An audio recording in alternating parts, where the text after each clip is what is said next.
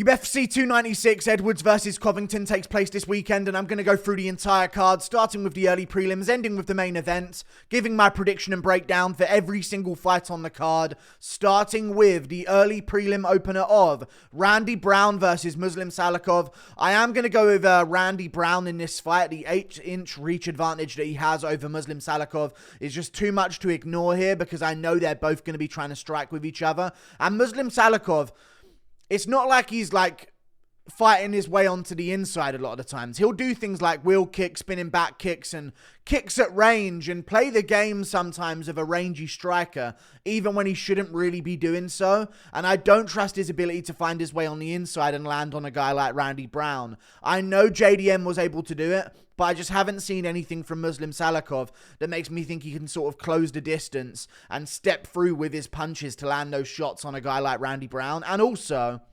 Muslim Salikhov's 39 years of age. I don't like this fight for him. He hasn't looked good in any of his recent performances. Even in his fight with Andre Fialho, he ended up beating him, but who hasn't beaten Andre Fialho at this point in his career?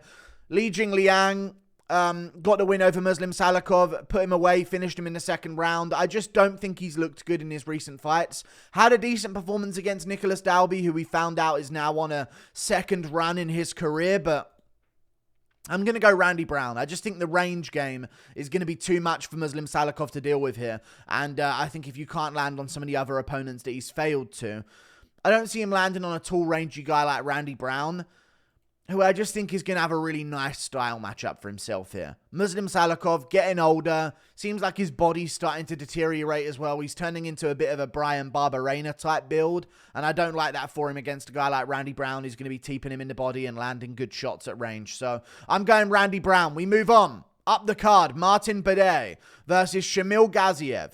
Both morbid. I'm going to go with Shamil Gaziev, though, over Martin Buday. Martin Buday is like an out-of-shape Tom Segura, which is crazy to say. At least Gaziev has a grappling ability and has got a lot of early finishes in his career so far, and doesn't have a bad regional career. I mean, I know Darko Stozic was a light heavyweight, and not a big one at that either, but he beat Darko Stozic on the regional scene. He beat a 6-0 guy on the Contender Series. He beat Kornilov in a split decision, 13-0 at Aries FC. He's beaten good opponents on the regional scene before he's even got to the UFC, and he's beaten a few of them by finish in a row, and Martin Buday just is fat. He's big and fat, and that's his thing. Like, there's no grappling skill, there's no real striking skill. I think Gaziev is the guy with the credential advantage here in terms of what he actually brings to the table in terms of skills, and I can see if he does get a takedown on Martin Buday, that Martin Buday is going to be absolutely lost on his back. I mean, in all honesty, I say this quite a bit about these fat heavyweights. I think if Martin Buday was on his back without Shamil Gaziev on top of him, he'd struggle to get back up. So I'm going to go with Shamil Gaziev getting this one done by first round arm triangle submission after a takedown in the midway point of round one. We move on. Up the card, Andre Fili versus Lucas Almeida. Another tricky one to predict, but I am going to go with Andre Fili. I've liked the way he's looked even in his losses recently in his career. Lost to Nathaniel Wood, of course, but looked really good in that fight and had his moments there as well. I have no idea why people think that was a robbery, but, you know, he had his moments. Had a fight with Joe Anderson Brito, got cracked in round one. Nothing too shameful there. The Bill Algeo fight, he arguably could have lost a decision there as well. But he's good, and he's fighting good opponents, and he's looking good against them. Whereas Lucas Almeida just hasn't really had that moment where I'm like, wow, this guy's good. Losing to Pat Sabatini, getting submitted in that fight. Not too bad. Pat Sabatini's not terrible, but still, if you're going to be something special at featherweight, you've got to get past the Sabatinis of the world. Michael Trezano fight. He got knocked down in that fight. There was a head clash situation as well, and then eventually he got the win in the later rounds, in round 3. I just don't think Lucas Almeida's sort of dangerous enough KO-wise, like a Joe Anderson Brito, to finish an Andre Fili. And I think if it does go to distance, the reach advantage, the range advantage of Andre Fili, the fact that he's going to be the guy who's going to be able to wrestle if it does come to that, is going to be too much for him to work with across the distance of a 15-minute fight. So I'm going to go Andre Fili gets this one done, 29-28 decision. We move on. Up the card, Tagir Ulanbekov versus Cody Durden. You know what? I would love to stop doubting Cody Durden, but I just can't do it. I don't like his stand-up, and I don't think he out-wrestles Tagir Ulanbekov to a unanimous decision win. I reckon it's going to be a situation where he's the one shooting on Tagir Ulanbekov. He's the one putting a pace on him. But I think Tagir Ulanbekov is going to be the one doing the damage on the feet at range. I think his kicks are going to be better at range. I think his straight punches are going to be way better at range. He does have a reach advantage there as well. Physicality advantage. He's a lot rangier of an opponent than Cody Durden. I think Tagir Ulanbekov, although maybe being out-grappled in moments, but getting back up to his feet, because one thing underrated about the Team Dagestani guys is their takedown defense, not their offense. These guys refuse to spend time on bottom. I know Tim Elliott was giving him some problems. Elliott was cheating quite a bit in that fight as well, but Tim Elliott's really good and he gives a lot of people problems. So I just think finishing potential-wise, Tagir Ulanbekov has the advantage. And I also think in terms of a damage-based scoring criteria, the guy who's going to be doing damage, if either of them are, is going to be Tagir Ulanbekov here. So I'm going to go with him getting this one done by 29-28 decision. We move on. Alonzo Menifield versus Dustin Jacoby. I'm going with Dustin Jacoby. I think he's one of the most underrated light heavyweights that's on the roster right now. Criminally underrated. If you look back through his career that he's had since he rejoined the UFC, beat Justin Luque by first round TKO, came back, beat Darren Stewart, finished him in the first round by TKO, beat John Allen-Arte, had a bit of a competitive fight with him, but schooled him over 3 rounds. It is what it is. Beat Mikhail Luxachuk by decision. Very impressive win. Beat Daton Young by first round KO. Beat Khalil Roundtree. I don't care what anyone says about that fight. He beat Khalil Roundtree at least 2 rounds to 1. Got absolutely robbed by Khalil Roundtree in that fight.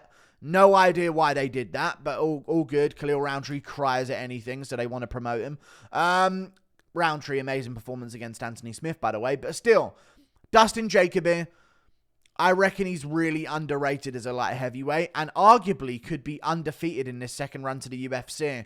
Other than his loss to Azamat Murzakanov, where he was outstriking Azamat, but just kept getting caught by these big punches. Now, maybe Alonzo Menifield could also do the same. But here's my take on the situation with Alonzo Menifield.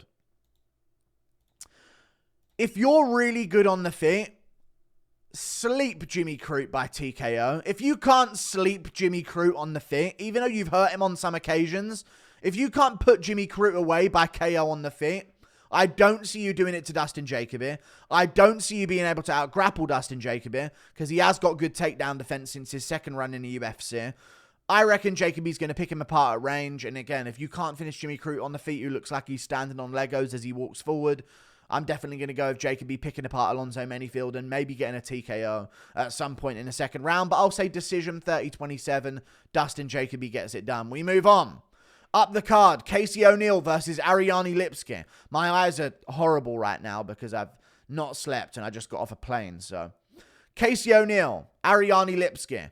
I'm going to go with Casey O'Neill over Ariane Lipski. I think there's going to be a physicality difference between the two of them. She's got reach on her. I think she's a little bit more aggressive of the two of them as well. Ariane Lipski does have a submission game, but honestly, even though I picked Casey O'Neill to lose to Jennifer Maia, I do think Jennifer Maia is quite an underrated women's flyweight. So I'm not going to take too much away from Casey O'Neill there. She still had a very close fight, whereas Ariane Lipski is, you know, she's having her close fights with Melissa Gatto.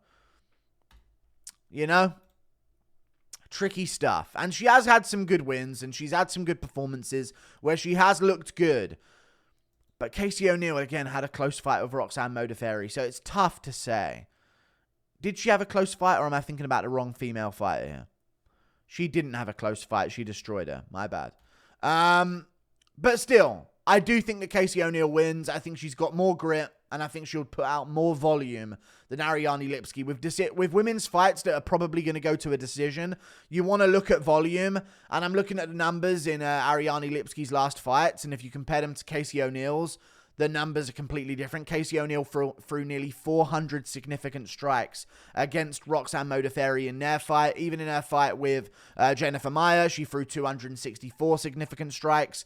It's just a way higher output than Lipski, and I don't see either of them TKOing each other, and I don't see either of them dominating each other on the ground. So if it's on the feet, you got to look at the fact that Casey O'Neill puts a way higher volume out there, and in women's MMA, if it's close, they might just look at the person that's throwing more punches. So I'm going to go Casey O'Neill for that reason. We move on. Up the card, Cody Garbrandt versus Brian Kelleher. Underneath Aldana Rosa. Shameful. I'm going Cody Garbrandt, and I'm going to pick him by KO. Brian Kelleher, at one point in his career, was quite a decent bantamweight. You know what I mean? He was quite a decent bantamweight. Of course, a while ago, he lost to John Lineker, but he had a bit of a redemption story to his career. You know, he beat Hunter Azure, lost to Cody Stamen. It wasn't a great performance from him, but beat another guy after that, and even had another good performance, I believe, earlier in his career. Who was it against, though? Who was it against? I'm going to double check right now. Oh, God, dude. He had another wicked performance in his career where he looked somewhat decent. Oh, I think, you know what? It might... No, it wasn't. Whatever, though. Who cares? Either way. I think I'm just thinking about his win over Hunter Azure where he got a KO. Even in that fight, he was losing, though. Even in that fight, he was losing. I'm going to go with Cody Garbrandt getting the KO here. I've just noticed in Brian Kelleher's career, he's a lot slower now than he's ever been before. In other fights, he seems to still have that fast twitch muscle fiber, like the ability to knock out his opponent. But if you're looking at him recently in his career, the matchmaking on this fight is just appalling. You know, he beat Kevin Kroom at the start of 2022, then lost to Umar Nurmagomedov, lost to Mario Batista, got beaten by both of them in a round, and now they're giving him Cody Garbrandt, who's coming off a win, who's just outside the rankings. Like, I get given opponents layups sometimes, but I feel like Garbrandt just had his opportunity to lay up and he had a really boring fight out of it against Trevin Jones. So how about we give Cody Garbrandt a test? I think this is very clearly them wanting to get Cody Garbrandt a KO win on a big pay-per-view card.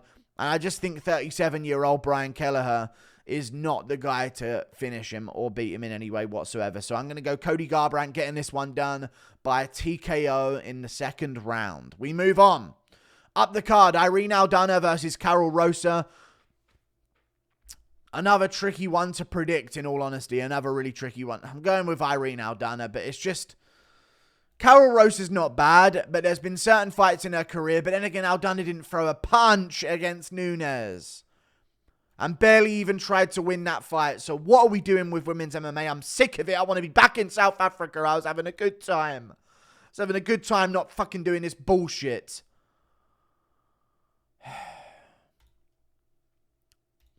Carol Rosa arguably lost to Yana Santos. Norma Dumont beat Carol Rosa. Close fight, I guess-ish. She had a reasonably competitive fight with Lena Landsberg. It's wraps. Irene Aldana beats her really easily. Even though she was absolutely shit scared of Amanda Nunes, she did beat Macy Chasson, which is an underrated win in the women's bantamweight division. She did beat Yana Santos by TKO as well in the first round. I just think finishing potential-wise, Irene Aldana has a massive advantage, and if it does go to a decision, I can see her being the more physical and the more damaging out of the two of them. She's a lot bigger of an opponent than Carol Rosa as well, so I think that might benefit her. So I'm going to go with Irene Aldana. We move on. Up the card, Josh Emmett versus Bryce Mitchell. I'm going to go Josh Emmett by KO. Sadly. My top lip is destroyed, by the way, from this sun in South Africa, dude. I don't know what happened to my top lip, but it's been destroyed the entire trip, and now it's only just getting better. But either way, I'm going to go Josh Emmett, getting it done over Bryce Mitchell by TKO. Bryce Mitchell can be TKO'd. He does have a good chin. He's got weird movement as well that does make it difficult at times to land on him. I just don't think he has the worry. Like, he doesn't have anything to make Josh Emmett worry as much on the feet. And Emmett is really short, stocky, and powerful, and he does stop people from getting him down. So that's the interesting thing here. Very short, very stocky, very powerful. Wrestling background as well. Trains at Team Alpha Male, so you know he's got good wrestling defense. Or has trained at Team Alpha Male. I just think that Bryce Mitchell's style is going to get him in trouble here. Plus, Josh Emmett's had a full training camp for this because he was supposed to be taken on. And I'll find it in a second who he was supposed to be taken on this card. Giga Chikadze, I think it was. And Bryce Mitchell stepped in on short notice. I kind of get it because Josh Emmett was preparing for a striker in Giga Chikadze, and Mitchell's a wrestler, so it's like, okay, you can take Josh Emmett by surprise here. But I am going to go with Josh Emmett. I can just see Bryce Mitchell not getting his takedowns in the first and then being a bit weird looking on the feet. And I don't think you can afford to be a bit mistake making on the feet against Josh Emmett in the first round of a UFC fight. So I'm going to go with Josh Emmett getting this one done by TKO.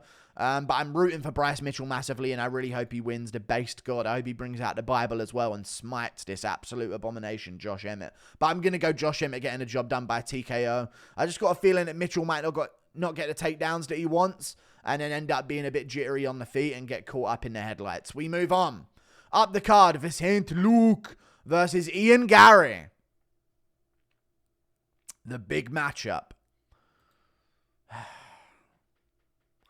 Wouldn't it be just such poetic justice if Luque slept Ian Garry? The problem is, if I did pick Luque, it wouldn't be based on just who I think wins the fight, you know? It would be purely based on, I want Luque to beat Garry. I feel like he's going to beat Garry. And I feel like, I've got in Ian Garry's head and that's why I'm picking him. It would be for the meme of it.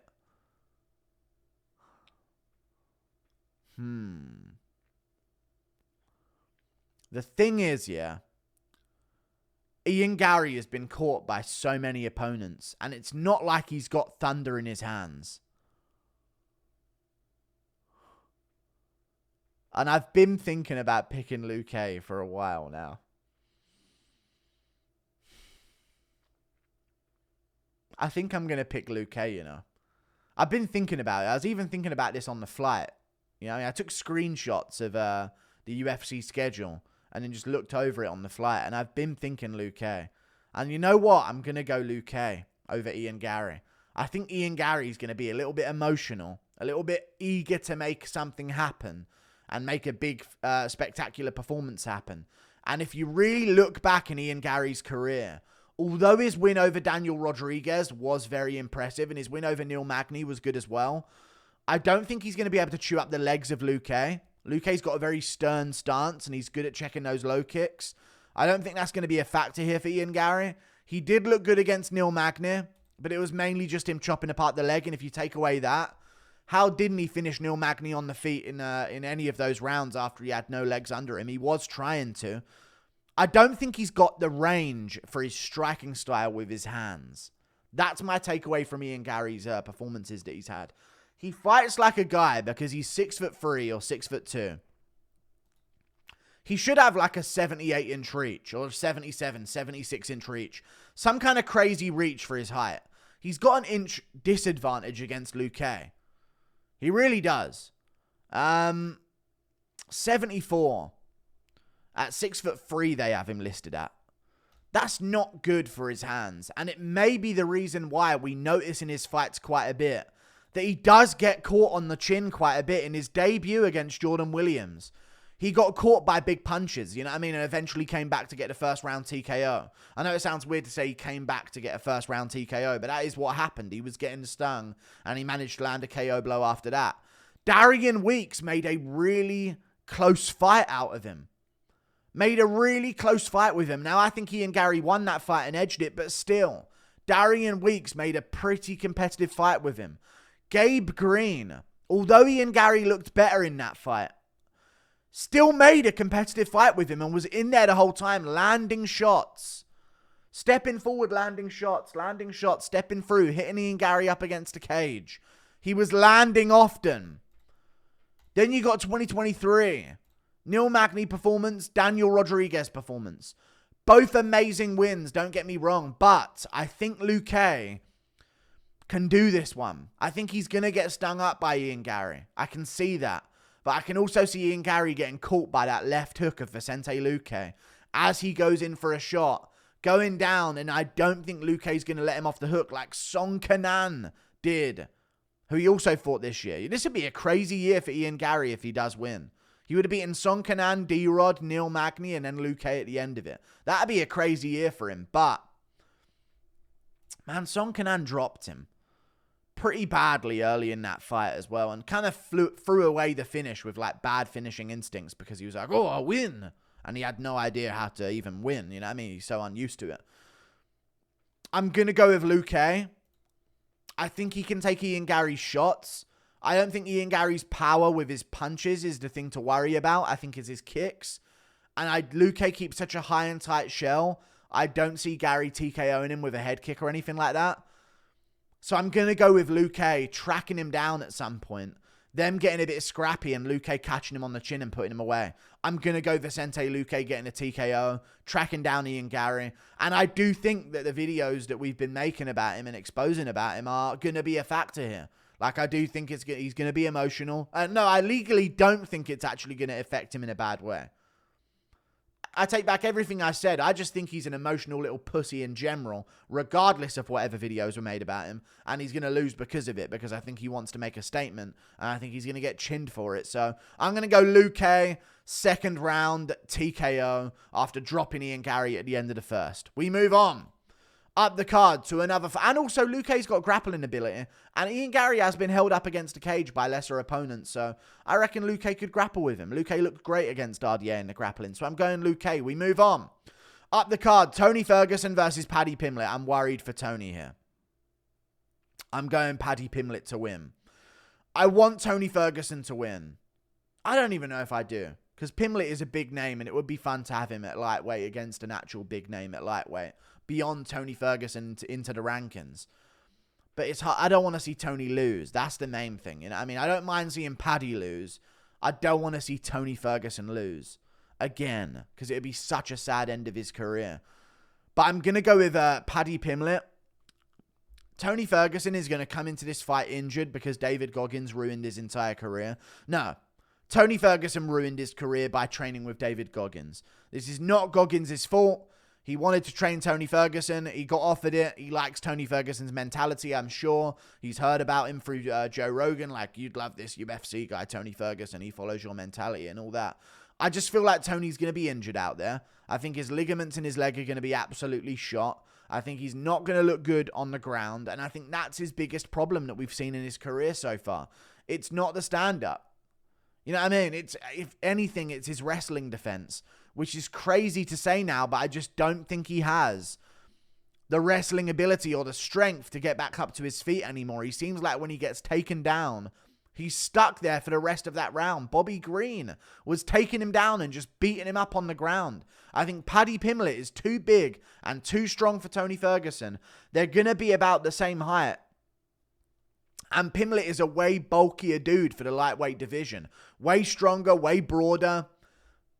And as much as people trash Pimblett because of like the eating stuff and the fact that he should have lost to Jared Gordon, having a close fight with Jared Gordon at this point, I know it's Jared Gordon, but still hear me out.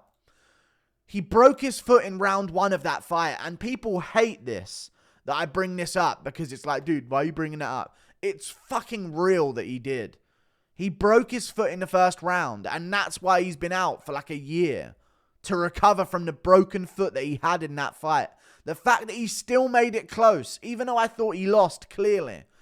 The fact that he still made it close in that fight shows that he's got something. Something that you're not giving him quite credit for. And Jared Gordon, you know, was beating Bobby Green on the feet until he got headbutted. Beat Mark Madsen just now by TKO in the first round. Was on a bit of a spree before that, but got subbed by Grant Dawson in the third after looking really good on the feet in that fight as well. He looked alright against Grant Dawson until that third round. I'm going to go Paddy Pimblett, and I think what's going to happen is Ferguson's going to be looking good on the feet. Pimblett's going to get a takedown, pick him up, dunk him on the ground. Ferguson's going to scramble, and I think Pimblett's going to be too strong and get his back and sub him. My honest opinion on that fight, I reckon Paddy Pimblett gets this one done with a submission in round 1 via a rear naked choke. I do think Ferguson's going to give him some stuff to worry about, but I think he's going to come in injured. I think his legs are completely shot, and I think Pimblett's going to pick him up, take him down, and get a submission in this fight. I really do. I think we're going to see the best version of Pimblett as well. We move on. Up the card to another fight, which is Shavkat Rakhmonov versus Stephen Thompson. Shavkat Rakhmonov, arm triangle. It's sad. But that's what I see happening here. Now, I know people are going to say, well, you know, Stephen Thompson survived on the ground against Bilal Muhammad, and he survived on the ground against Gilbert Burns. Burns' takedown entries have never been the best. And he was getting tuned up by Wonderboy on the feet a little bit at range with some shots. Wasn't the best performance from Gilbert Burns. Bilal Muhammad arguably could have got a finish against Wonderboy. There were a few moments, I've rewatched the fight, there were a few moments, I believe, in round 2 and 3, where Bilal Muhammad was punching on Stephen Thompson while he had his back taken. And I feel like the referee could have jumped in and no one really would have complained about it. So I reckon Shavkat does have the ability to finish Wonderboy. But the problem is, I don't think he needs to shoot a single leg or double leg. That's the problem I have for Wonderboy. If he had to shoot a single or double leg, it would be different. But Shavkat is very, very good. Very good. Not only on the feet is he better than some of the other guys that have tried to strike with Wonderboy. So he does have a chance there as well. I think he's too big, too strong for Wonderboy. Has a reach advantage. And I reckon he's going to be in the over-under position in the clinch, kneeing the body of Wonderboy, pushing him up against a cage, kneeing him to the body some more. And I think the way he's going to get Wonderboy down is going to be an inside or an outside trip. And from there, he's going to be like immediately in half guard. You know what I mean? Like he gets Wonderboy up against the cage, knees him to the body a couple of times, outside trip, immediately into half guard on top for Shavkat Rakhmonov. And I think that's going to be the problem for Stephen Thompson. So I'm going to go with Shavkat getting an arm triangle, working his way through after getting half guard from an outside trip up against the cage. I hope Wonderboy wins, but I'm going to have to go with Shavkat Rakhmonov. We move on. Up the card. Alejandro Pantoja versus Brandon Royval. Now, I have been thinking of going with Pantoja. Of going with Royval. Sorry. Because I rewatched the first fight.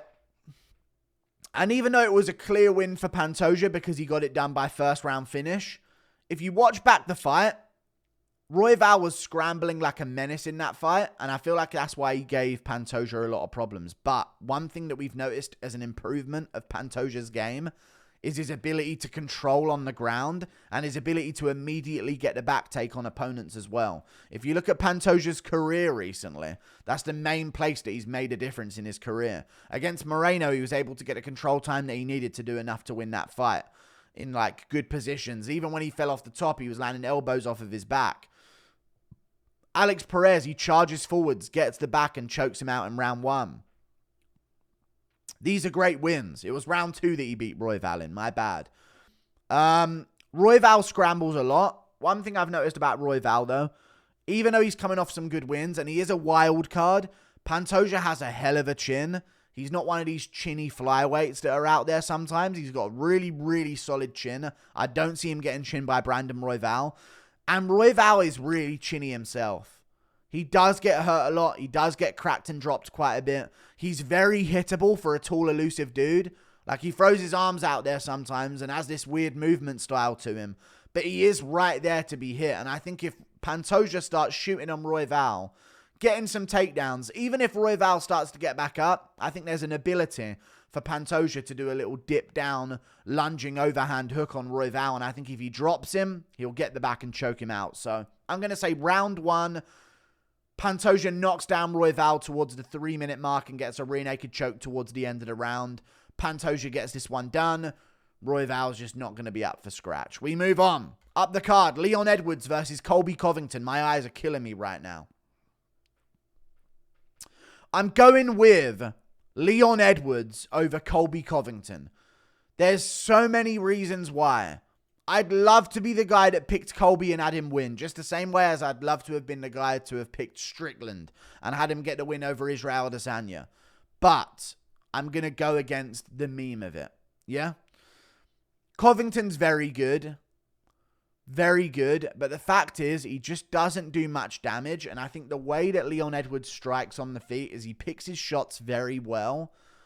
And he's very good at doing damage to legs, to the body as well, with knees in the clinch, with kicks to the body at range. And I think he's going to be a bit too strong for Covington early. And I think that strength difference early on is going to lead to a second round Leon Edwards TKO. I think he drops Covington with like a check hook. Down goes Covington, and he starts landing some really mean shots on Covington afterwards. Maybe Covington gets back up, Edwards drops him again, hurts him to the body with a knee to the body up against the cage and an elbow afterwards, and starts following up on the ground. I'm going to go Leon Edwards by second round TKO. One thing I want to point out about Colby Covington, and maybe you could say this because he was only fighting Usman, but the last time we saw him after this much time off, he didn't push the pace.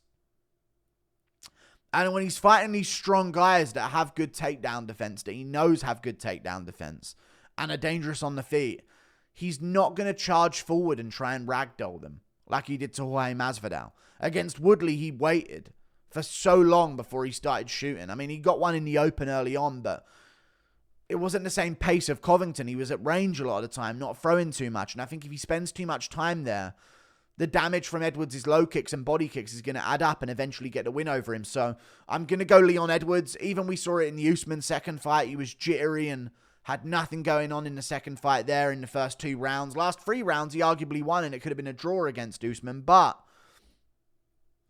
I don't like it for him here. I really don't. I think he's a bit too small. I don't like him giving up some range. He's been out for such a long time as well. 35 years of age. In a couple of months, he's going to be 36. Edwards is in his prime at 32. Massive compared to Covington as well. And Covington hasn't been in the cage since March of 2022. It's December 2023. I don't like taking that much time off. If you're like 24 in the UFC, Chase Hooper, you want to take 1.5 years off or 1 year and 9 months off, go for it. Colby Covington's leaving his prime. Is a 36-year-old, nearly Colby Covington, going to be a world champion at welterweight? I just don't see it. I think Edwards is too strong, too powerful. Covington also has a lot of scar tissue above his eyebrows. I think Edwards' elbows are going to find those. So I think Edwards would win there. I think he wins with knees to the body in the clinch as well. A lot of times when you see Covington trying to take guys down, he ends up just sort of driving into them and trying to wear them out. And I think Edwards does a really good job of fighting 2-on-1 and getting underhooks from it. And that's where he's going to start landing knees to the body of Covington. And I think his low kicks are going to affect Covington at range on the feet as well, because Masvidal's were a little bit in their fight that I rewatched. So I am going to go Leon Edwards. I think Covington does have the ability to push a pace and maybe drag Edwards down and have him back up again and drag him down again. But I don't see Covington getting a finish until at least 4 or 5 on the rounds. Edwards can get a finish anytime, I think, in this fight. I know he's not much of a finisher, but I think he's more likely to, in the earlier rounds, get a finish as well as the later rounds. And I just think in terms of a damage-based scoring, if this does go to a decision, it's going to be in favor of Edwards, because I do think he'll be the one doing more damage, and I do think he'll be the one showing less visible damage on his body. And I think Covington's going to be the one with cuts over his eyes and a nose busted and lip busted up as well, so I'm going to go over Leon Edwards, getting this one done by TKO after hurting Covington, landing knees to the body in the clinch as well, and putting him away in the second round. Like and subscribe. Thank you for watching. Toodle pip. I'll see you later. My eyes are hurting me. Goodbye.